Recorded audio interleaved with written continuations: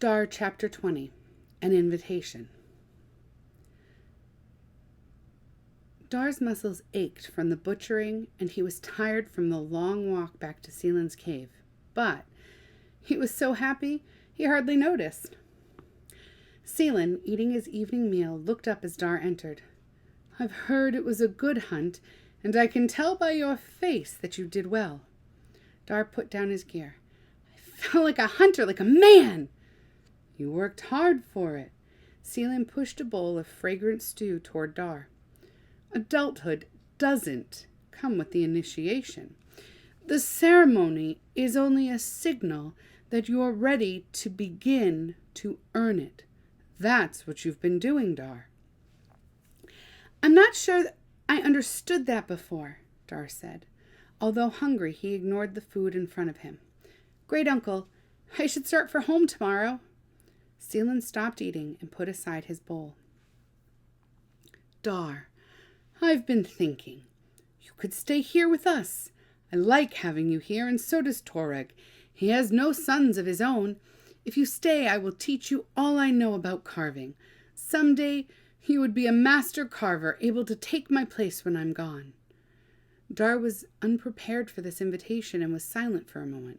Finally, he said, "Part of me wants to stay. I've been happy here with you and Toreg. I know I want to become a master carver, but I can't give you my answer now, great uncle. I will make up my mind by morning." Dar ate his meal and made the night fire. He lay between his fur robes, but was restless with indecision.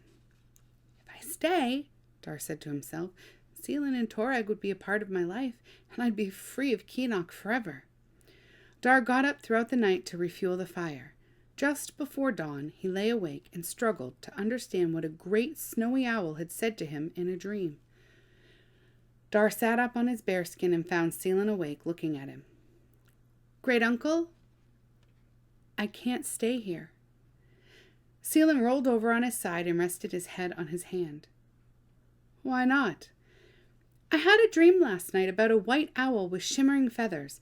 It was trying to tell me something important, but its voice sounded like the flute at my initiation ceremony. Only after I woke up and thought about it did I understand its message." "What was its message?" Seelan asked. "The owl was our shaman in his white ceremonial cape. At our initiation, after our man marks had been cut, the shaman held his great knife over his head and spoke directly to Bowen and me. He told us we would come into our manhood to serve the clan, not ourselves. I think that's what the owl's flute song was telling me in my dream." Seelan nodded, but his face was sad. Dar went on, "When I was younger, I thought being a man meant I would be free, that no one would be able to tell me what to do." Seelan shifted on his robe. "All young boys have those dreams. I know I did." Dar continued, "I thought because I came here to get the spear thrower, I would have the only one in my clan forever. It never occurred to me that every hunter would want one and should have one. My grandfather must have found out the same thing after he brought the first sunstone into our clan long ago. Everyone has one now." Seelan's voice was low. "So you feel you must go home to bring the idea of the spear thrower to the hunters of your clan?" "Yes, but I have responsibilities to my people beyond the spear thrower, particularly to my grandmother. I owe her a great debt which I haven't begun to repay. She's cared for me since my mother's death shortly after I was born." "I didn't know this, Dar," Seelan said, and then was silent. Finally, he shook his head and faced Dar.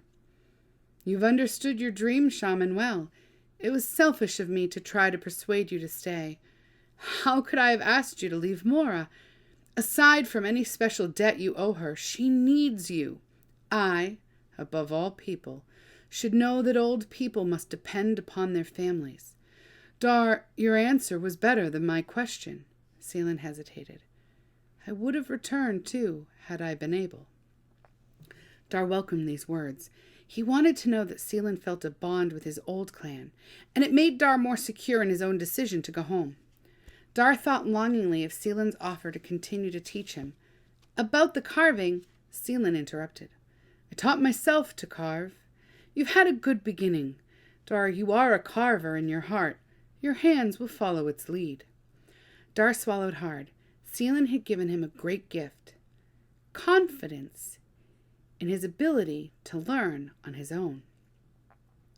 While Dar was making preparations for his journey home, Torag came into the cave and solemnly handed Dar his own fire sticks. Dar looked into Torag's face and reached out to embrace him. Torag hugged him back and gently put his hand on Dar's man mark. Then Torag turned away, spoke briefly to Seelan, and quickly left the cave. Torag says you have grown into your man mark, Seelan said with a catch in his voice. Please thank Torag for all his help and patience, Dar said to Seelan. Tell him our clans should not be so distant from each other. I hope he will come again to our territory and be welcomed by my clan. Dar thought a moment. Torag had given him a great deal. He would give something in return.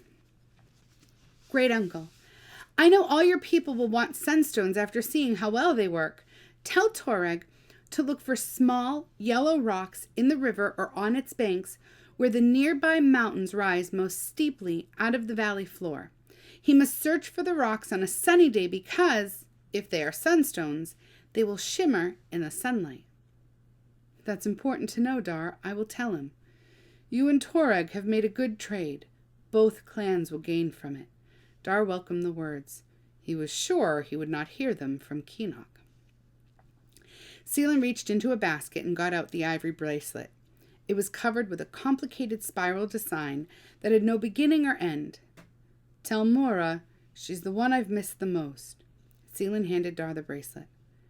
I will miss you too, Dar. Dar knelt to embrace Seelan. Thank you, great uncle, for everything you've done for me. Dar put the bracelet into his empty waist pouch and started to leave Seelan's cave. He stopped and turned. You will live within me all of my life.